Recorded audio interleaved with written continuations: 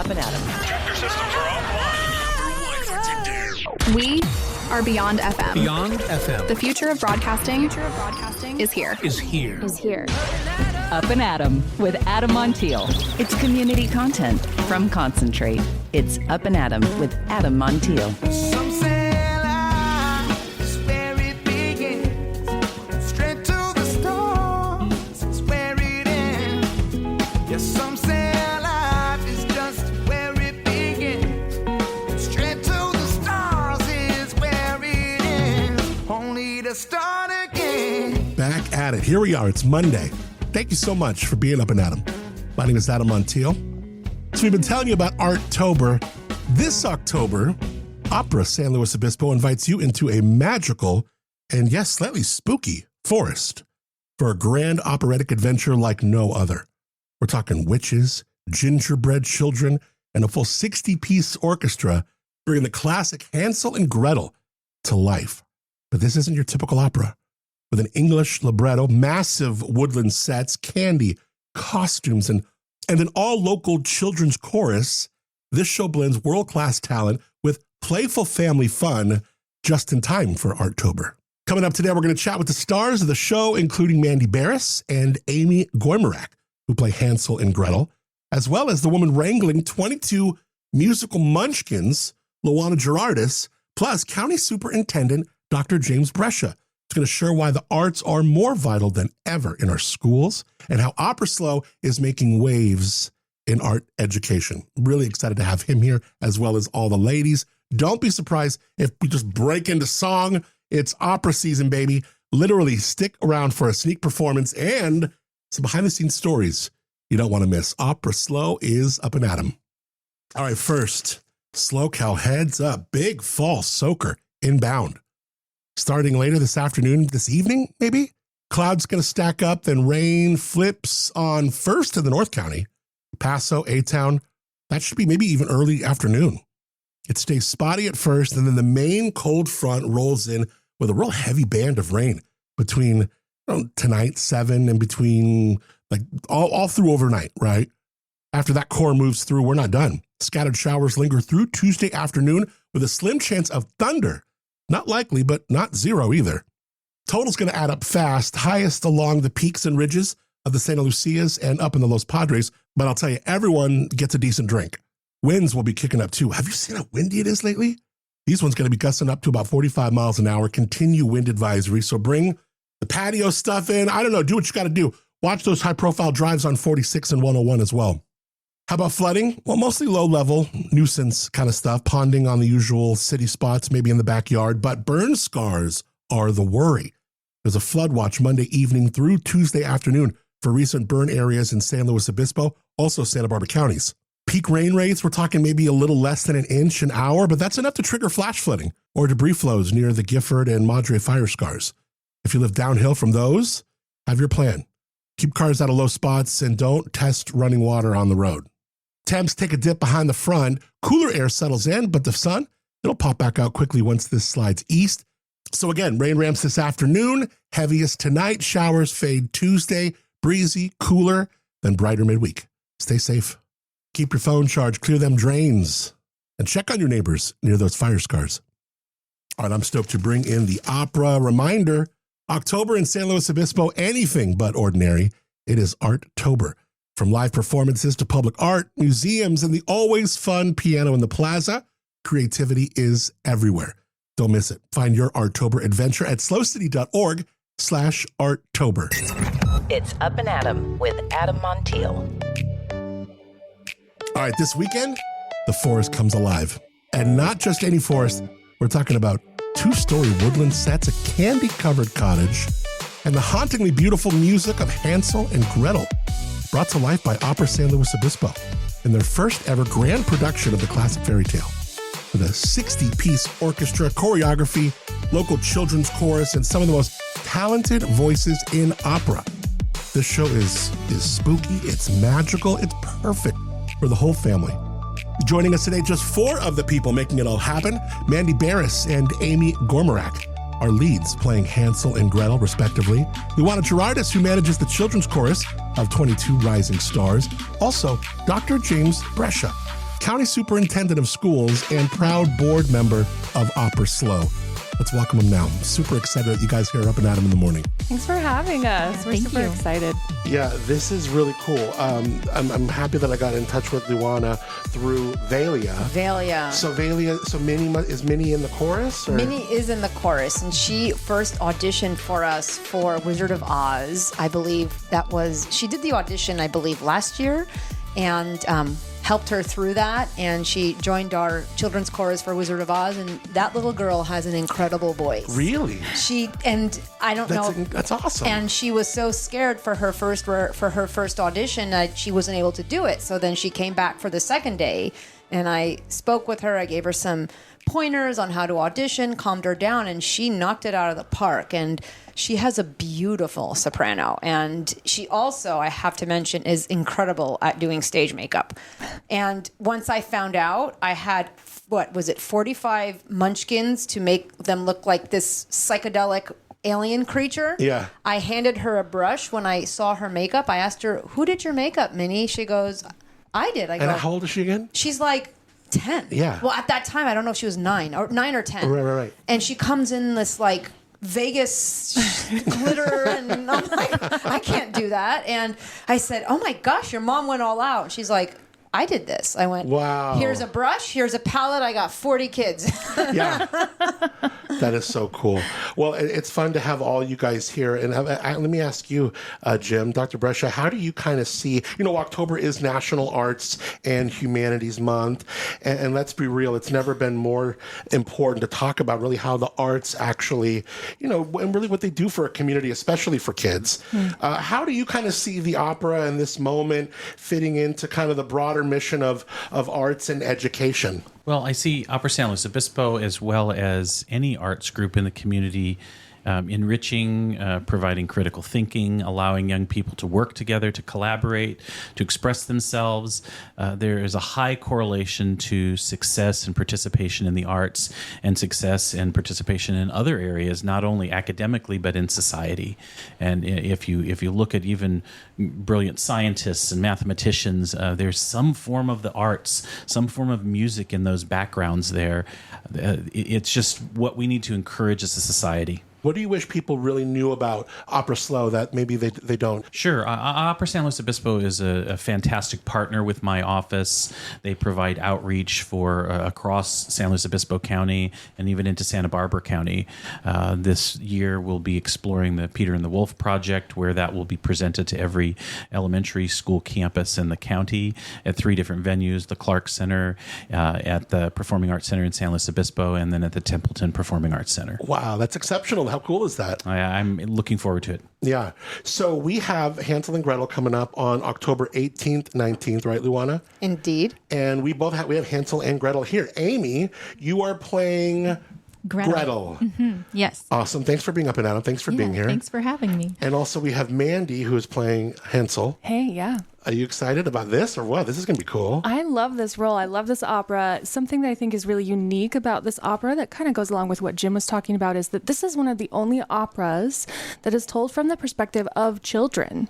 We don't often have children in opera, and if we do, they're often just sort of like in the crowd as the chorus. But this opera is actually from the perspective of a child, and I really love what the director is doing with it to show how the world can be scary, but also how children can have that inner strength to overcome some of their challenges. Yeah, because remind me more of this story, because this story gets pretty dark and chilling, and it's pretty gnarly. Yeah, so it does follow along a lot with the Grimm's fairy tale, where Hansel and Gretel are the son and daughter of a mother and a father who are very poor.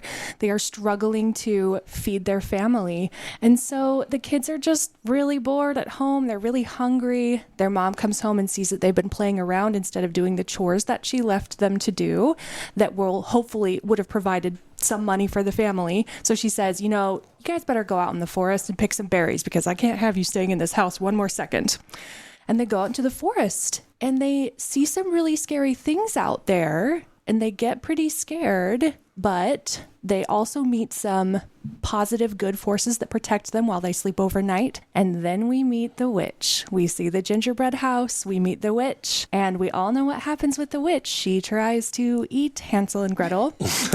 And then they put her in the oven and they bake her into gingerbread in this opera. And in this opera, there is a special children's chorus who are actually gingerbread children. And once the witch is turned into gingerbread, their spell is broken and they are freed from their curse. And so Hansel and Gretel free them from their curse by baking the witch in her own oven. And then their parents find them and all are happily reunited. This is going to be great. But the children do get their revenge by eating.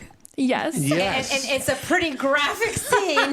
They eat the gingerbread witch. It's joyful. It's joyful. It's joyful. Watching 25 kids just go at a giant cookie on stage. Dog pile on top of each That's other so to try funny. to get to it. It's hysterical. Is it really like a giant cookie? Yes. Yeah. Oh my gosh. Yep.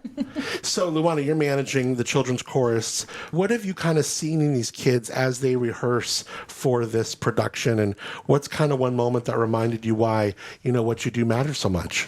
Well, my daughter has been in performance arts since she was 3. And kind of piggybacking on what Jim said, I've seen her, and I'm standing next to 2 of her voice teachers here, which is quite lovely. I can't wait to tell her. But what I've seen with her confidence in public speaking and getting in front of a bunch of people, not being intimidated by, quite frankly, anything, and having courage to not only stand up for herself, but coming into herself as she goes through adolescence has been an invaluable experience for her. And much of these children, actually, I would say most of them, haven't sung before or been in a production. When we first started the children's chorus with Carmen, that's the first time we decided, well, let's give it a shot and do it ourselves. Man, it was an undertaking. It was quite an undertaking. And Amy was in Carmen. You were our Micaela. Yes. And I was as well. I was Mercedes. Yes, that's right. Mm-hmm. Yes. So returning, welcome back. And those children went through such a metamorphosis from, we had to literally teach them French. Mm-hmm. So there were a group of 20 kids that came, and we were literally, can someone pronounce the song they sing with the marching song? No. How do you pronounce it? I don't even know it. Marsha? Okay, well, no. Okay. Yeah. All of the adults were just watching in awe as these tiny voices sang And they were this so wonderful French while they were little. marching around. Oh my gosh. So they had to learn French. And I remember there's this one kid who went to my daughter's school who is a rocker. He's like into rock music, Led Zeppelin, heavy metal, death metal. I mean, it's hysterical. And he shows up, and here he is learning French. And they went from a little church learning how to speak French and sing in French to then go to the staging production. And when he first heard Gabriel Manro, who was our Escamillo, our toreador, he went nuts. He went, oh my gosh. And he turned to me and he goes, are they going to be mic'd on stage? I said, no, not an opera. And he was just in awe. So they had to go from literally, again, in a church, learning French to staging with these brilliant people that are sitting next to me and other brilliant artists, and then to a dress rehearsal at the Performing Arts Center. My daughter, who's a little more used to it, because she's seen Dad in the pit since she was in utero, basically.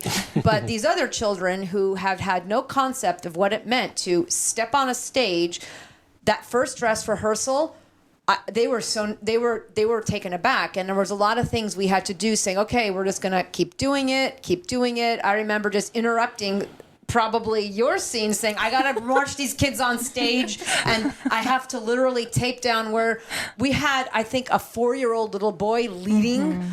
And do you remember him? I don't remember what his name. He was so cute. He was adorable, and he man. had to lead the march and singing, and we had to literally mark where he had to stop as he's beating a drum. I mean, it was hysterical. Yeah, it's so cool to see the kids just part of it, having fun. Just to see them transform, and they come back for more, and they're just really enjoying the process. And I think it's giving them confidence.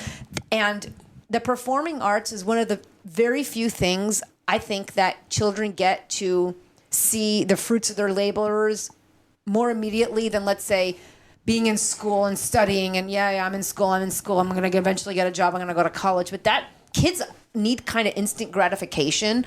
They need that instant moment. This is what I worked for.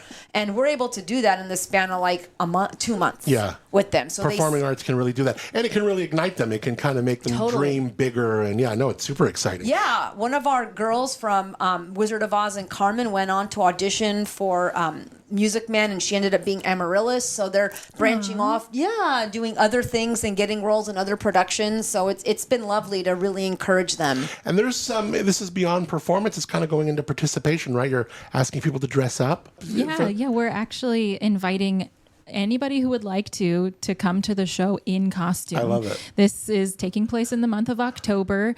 Hansel and Gretel is actually traditionally performed in the month of December. I think it was premiered at Christmas time something. I should know that year, but it was premiered in Christmas time in the month of December. And so, but we're performing it in October. So we're leaving this sort of like angels and gingerbread theme off to one side and leaning into the spooky forest and to the unknown. And what was that? Did you hear that? Yeah. And we hear spooky things in the forest. So we're leaning into Halloween. Yeah. And yes, anybody who would like to come in costume, not just children, are welcome to come to both shows in costume. It's a fun aspect of participation also for something that, as I was talking like with my friends at the symphony. And Jim, opera is one of those things where, we want to make it more approachable and kind of be that, any ways we can make gateways to get people into opera that maybe weren't before, no matter their age. Like, let's do it. So if you look at this production, it's appropriate for all ages. They're both matinee performances. So during the day, it's a great time for the family to come. We're offering tickets to school families and others. Will be a discount that we're speaking about later in the podcast that will be offered to your listeners. And would really encourage anyone who can come participate in this. Full orchestra, dozens of cast members in this, children as well as adults. This is caliber of theater, of music that you see in Los Angeles, San Francisco, New York. The caliber of professionals on that stage with young people, it's very impressive. And one of the goals that I've had in my administration and along with Opera San Luis Obispo is to provide those opportunities for young people to work alongside of professional performers such as Mandi and Amy. I mean, these are caliber of individuals that work around the country. Yeah. And they're here working in San Luis Obispo with young people. Yeah, it's so rad. Mandi, let me ask you, because the opera is such an interesting place, and maybe people haven't had a chance to go, and they're listening, going, "Well, I want to check that out." What do you expect when you come to an opera? What is like the kind of vibe when someone is appreciating it? Yeah, so I'm so glad you asked me, because I actually formed my own chamber opera company in Salt Lake City, where I'm from. Wow. And part of the reason we formed it is because I feel like a lot of people do feel like opera is, ooh, let me sit back here with my opera glasses looking from far away. Right. Yeah, like hoity-toity. Kind of like, I do wine interviews all the time, and the wine industry for a long time was very intimidating, but again, it's one of those things you learn it doesn't need to be. Yeah, exactly. So what I especially love about this opera is, although it was written and premiered in German, we are singing it in an English translation, and we're also still projecting the super titles above the stage in English. So you can see and understand the words immediately. The story will be familiar to you because it is a classic children's fairy tale that we've all heard. And it's got some surprising twists that you're going to want to come and see. And the sound quality of these singers, that's something we didn't mention about the children's chorus. Yes. They're super cute to watch, but damn, can I swear on this podcast? Yes. They sound so good. In fact, one scene where the children come alive from being gingerbread cookies, I have to not cry on stage every Makes time. you get a little misty eyed. It really does. Yeah. Because they sound so beautiful. So when you come into an opera house, you might be like, oh God, am I dressed right? No, just wear what feels comfortable. Just be wear comfortable. your costume. Have a good time. Have a brunch beforehand. Have a glass of wine, and then come into the opera house. We're hoping to have some candy in the lobby for people to do a little trick-or-treating. That's cool. And then there aren't, like you said earlier, there are no microphones. Yes. No that's microphones. correct. Wow. So our kids, all acoustic singing. Our kids have to fill the entire pack, and normally we would have a 36 children chorus. It was a little harder this year because back to school activities, soccer season. So our children's chorus is a little bit reduced. So they have to really make up for that sound, which is, they're doing a great And job it's all in it. sung, right? It's all sung. There's nothing spoken. There's two lines that we speak. Oh, really? What are There's they? 2 lines. Oh, the ones that we say? Yeah. Oh, yeah. And we might cut them, right? Yeah, we might cut them. So you'll just have to come and see and listen Wow. really hard to see if you can tell where the lines come in. Yeah. But everything else is sung. Yeah, everything else. From our research that we've done, our children's chorus is the only audition-only chorus. So it's not like, my kid can sing, I'm going to be in the show. They have to come audition and prepare a classical piece, either classical or musical theater, that is done in a very professional setting with a pianist, accompanist, and they have to sing for it. So they definitely earn their space. So when you come and hear our kids, I think you're going to really appreciate that. Wow, we really handpicked all 22 kids to be in this show because of what Mandi had said, the incredible sound they make. Yeah, and can kids, they're being taught opera at such a young age. It's so interesting that kids can just rock. I mean, I feel like I run around the house doing like, oh, you know what I mean? But I mean, like how you can like hone that in a little person is pretty incredible. We have a pretty incredible chorus director, Yes. Christina Horacek, who has worked painstakingly wonderfully with these children, and she's also a teacher, so she runs her own school and over in North County, and she has worked and devoted so much time and been able to, she was with us for the last 3 production with the children. For Carmen, she taught them French.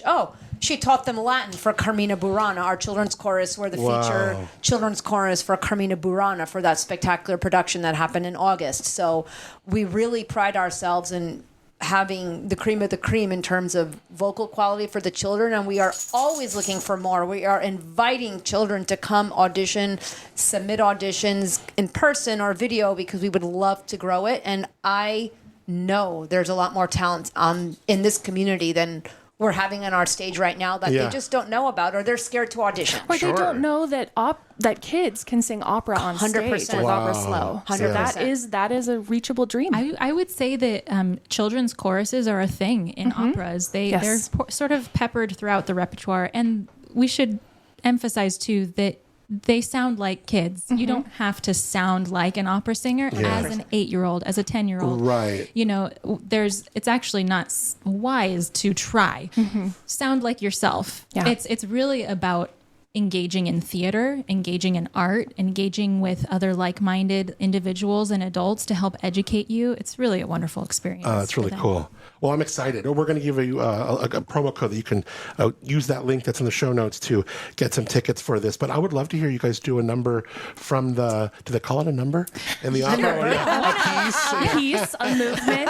A movement, yes. Did you want to do the dance or maybe our opening lines? Yeah, See the either pretty way. geese as I they had run the through the Abend Gesaben here. Which one? The evening prayer. Oh, But okay, also, sure. I don't care. Whatever you want. You're the soprano. You get to choose. She has to sing the higher notes. Oh, okay. Yeah, so why don't we just do our opening lines? Okay, I love it. And then we'll end at, after I bite your leg. Perfect. Perfect. Great. You'll have to come to the show to see the leg biting Yeah, it sounds part. like it, right? Sounds like my Okay, kids. great. Yeah, we're brother and sister, so things happen. Okay, so what are we going to be getting into? What are we calling this? This is just the very first scene of the show. Love it. Yep. Can't wait. See the pretty geese as they run through the snow. Their tiny little feet must be terribly cold. I've stockings and slippers, but none for a goose. Go and tell the cobbler to make them some. Oh, the geese can go barefoot. Shoes. Go and tell the baker to bake me some bread, and tell him how I hate going hungry to bed. My bed's full of bugs, so I'll sleep where I please. Golly, how I hate being bitten by... How I hate being hungry. Fleas. That's awesome. That was fantastic. I love that. Wow. I want to do a little bit more. What else can we do? That was just like a little We nugget. can do the entire opera right now. Can you Sing something from Do the you ever children. just like? Do you ever do just we can do like the prayer if you want.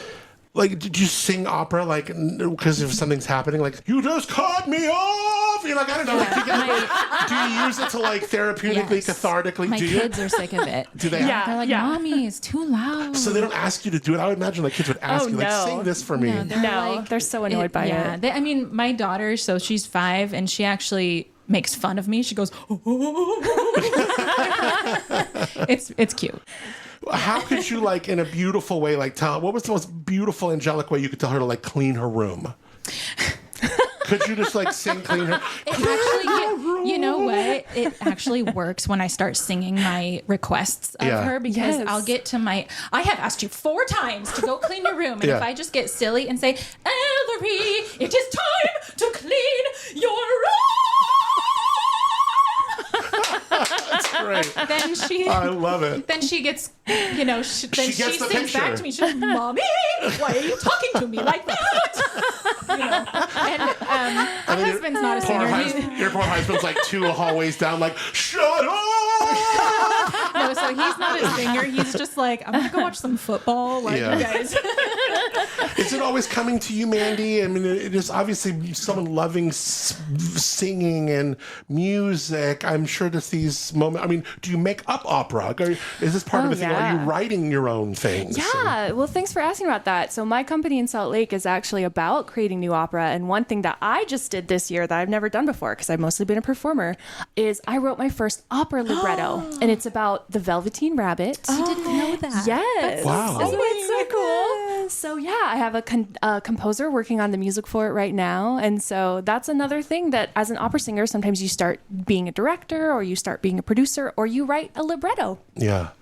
You know, what's so interesting is like opera, we might sing the standards or symphonies like I had in Andrew Sewell here, and you might do the standards of Tchaikovsky's Fifth or whatever.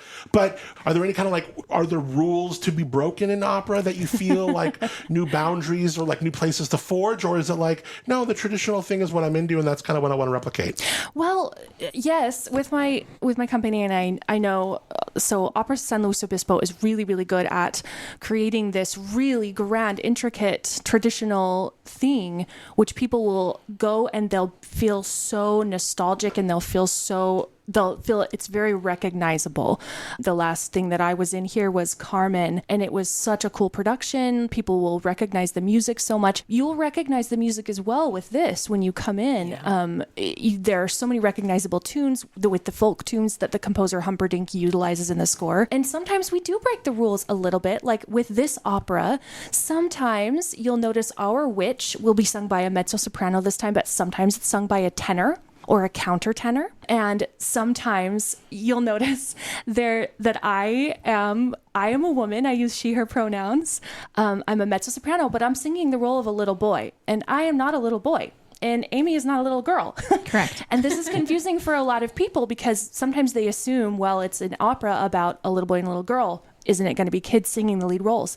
No, because they are giant roles. And as Amy was speaking about before... Or you're performing. Well, yeah, but also kids have to be really careful that they don't over-sing, especially as their voices are developing. So that's why I feel like this opera is really special. You get this beautiful moment from them, but they're not on the stage the whole time. Yeah, sure. So yeah, we break the rules a little bit. We mezzos, we play pants roles. We wear the pants. And you'll even see a soprano. Or in this production, the shorts. Exactly. And you'll even see... And you'll even see a soprano playing a spooky old man role in this opera. So come and see what that's all about. Wow. Cool. Mm-hmm.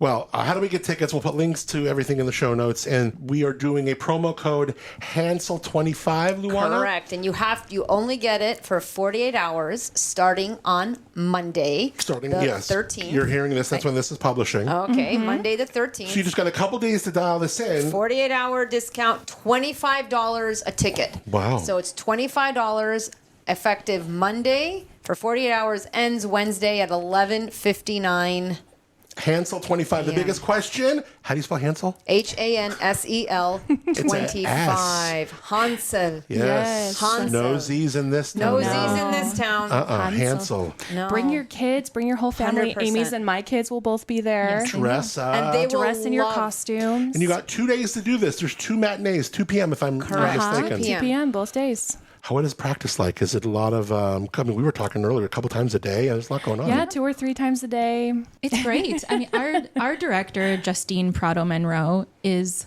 wonderful to work with. So she's an OperaSLO veteran. She's been doing stage managing for OperaSLO for 10 years. Yeah. But she, this is her second time directing for OperaSLO. She's directed all over. But she has such a lovely vision, and she's putting lots of jokes, lots of character development, lots of really witty little details for Hansel and I to sort of bring a lot of comedy to this as well. I'm so curious, like, if you can sing, like, can you sing like a Carrie Underwood song good? Or do you like, Yeah. So, people who can sing opera can probably sing other stuff, but can everyone who sings other stuff sing opera, or it's right? Well, I would say nothing is black and white, right? Especially when it comes to the voice. Opera singers, people who are classically trained, tend to have a wider palette of sound qualities. So, like, you're probably really fun at karaoke. I bet you are too. Huh? Just give me a couple of glasses of wine. I'm waiting for her to sing "Shake It Off." Yeah, right. There you go. Gosh, yeah, another favorite in my household. We haven't had time to learn all of Taylor's new songs from her new album. Give us some time on it. I'm sure you'll sneak them in. I love that. That's so cool. So, October 18th, 19th, we'll put the links in the show notes. Thank you, Dr. Brescia, for being here. I really appreciate your time. It was good to meet you. You're the county superintendent. For someone who doesn't know, enlighten what that role for this community and what that service is. Oh, that's a whole podcast. Basically, I am the representative for you, the voters in this community, to the governor's office and the State Board of Education for schools, both our government schools and our private schools.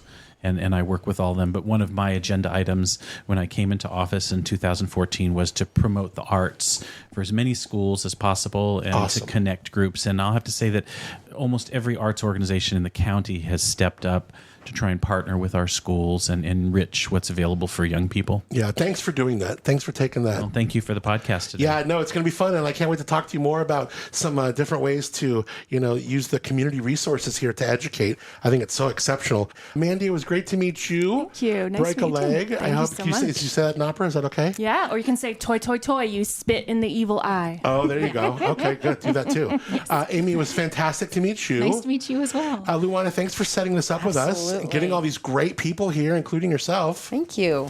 And your husband is actually the conductor? He is. The music director? He is the general director and conductor. And I have something funny to say. You say, how does opera come in our house? Well, during the summertime, like my son, I'm obsessed with sunscreening my kids, and I get this thick zinc oxide. I swear I'm going somewhere with this. Hang tight. So there I have the scene of my son sitting on my husband's lap, and he's slathering the zinc oxide as he's singing Vesti la Juba from Pagliacci because his face is going to be all white like a clown. Yeah. Pagliacci is the clown. I can't sing. If some do that for me, do it for me, Mandy. Opera jokes.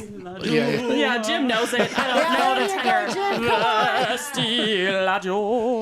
Jim's the tenor. It's so great. One of my good friends in the wine biz, Gary Eberly. I'm sure you've heard of Eberly Wines. He is a huge fan of opera. Yeah, we'll have to hit him up to do something in his barrel room. I'd love to. Yes. Gary, if you're listening. He would be more than... He makes us sing every time we show up. Nice. Oh, cool. And I didn't know you sang too. That's so cool. Oh, no. Jim has been in our show. Oh, yeah. Who are you in Flatermouse? We have actually... Dr. Blind. That's right. Mandi Barrus was our...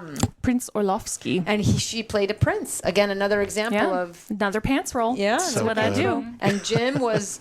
Blind. Dr. Blind. Dr. Blind. So good. Well, I can't wait for people to check out Hansel and Gretel. Again, all the links in the show notes. Friends, thank you so much for being Up and Adam. Thank you, Adam. Thank you. Let's have you guys do a nice out Up and Adam. Up and Adam. Oh, that's great. Wow. Great job. Heck yeah.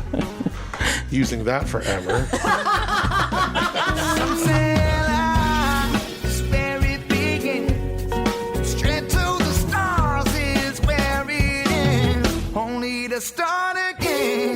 Huge thanks to Mandi, to Amy. Their voices, huh? Their voices are beautiful. Great personalities. Speaking of personality, Luana, so lovely meeting her and thankful to her for connecting us all and getting us all dialed in. And Dr. James Brescia for stepping in to the studio today, giving us a peek into the forest of Hansel and Gretel. From the costumes, the chorus, to the unexpected power of opera sung in English, this show is shaping up to be a truly unforgettable experience for the whole family. Catch Opera San Luis Obispo's grand production of Hansel and Gretel this weekend, October 18th and 19th. Some matinee shows, packslo.org for tickets. Also use the promo code Hansel25. You'll see some of these tickets, they go for $50, $80, $100. You're going to get them for $25. Hansel25. Use that promo code. It's only good for the next couple days. Hansel, Hansel 25 all together. Hansel 25, $25 tickets. Not bad. As always, all the links that you need here are in the show notes at your fingertips right now. Super excited to bring in my friends, Life Elements. I thank them so much for being Up and Adam, supporting the show here. Hidden in the back corner of a plaza in Atascadero, that's a woman literally practicing wellness alchemy.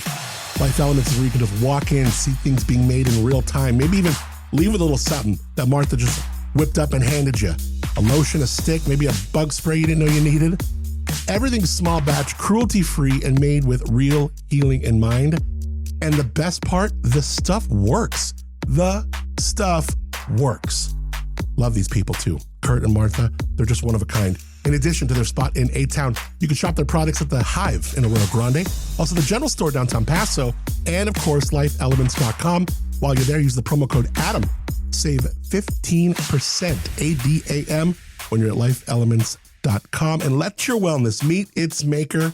Pay them a visit at 7425 El Camino Real. They're in the back right corner, Suite O of that plaza. And let them know you heard them on Up and Adam. All right, what a Monday. Coming up, True Crime Tuesday tomorrow. We got a big week of fun shows. Really excited about it. Thanks to our friends Moonshiner Collective for being original music on the show called Start Again. Stream them wherever you get your music. Also learn more, moonshinercollective.com. How about our friends at Timbre, giving us the Timbre Low Bro Studios. Love my friends Josh and Chiasa. They are making world-class wine. They are working their butts off right now. It is Harvest 25. Check them out, Timbre Winery, T-A-M-B-R-E, TimbreWinery.com. And thanks to you for rating, reviewing, subscribing to the show wherever you listen to it, sharing it with a friend, letting someone else know you've tuned in. It helps. It means a lot, so thank you. Brand new episode of my podcast with Paso Wine, Where Wine Takes You. It is available right now. Really a fun episode. We talk all about, if you want to dig into the weather and to Harvest 2025, if you're in the wine scene, you want to know what this harvest is about, what it's giving our winemakers, what it's likely going to be known for.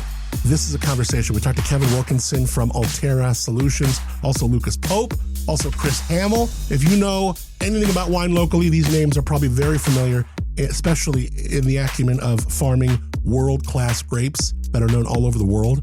So we're going to have all three of these guys, Chris Hamill, Kevin Wilkinson, Lucas Pope, for a new episode of Where Wine Takes You. It is out right now. Check it out wherever you get your podcasts. Well, I hope you have a great beginning to your week and a fantastic Monday. Get ready to stay dry. Take your dog's potty quick because they always hate going potty in the rain. At least my two do. Until tomorrow, I'm Adam Montiel. Thanks again for being Up and Adam. Some say life is where it begins. Straight to the stars is where it ends. Only to start again. Let's start again. We'll start again. Let's start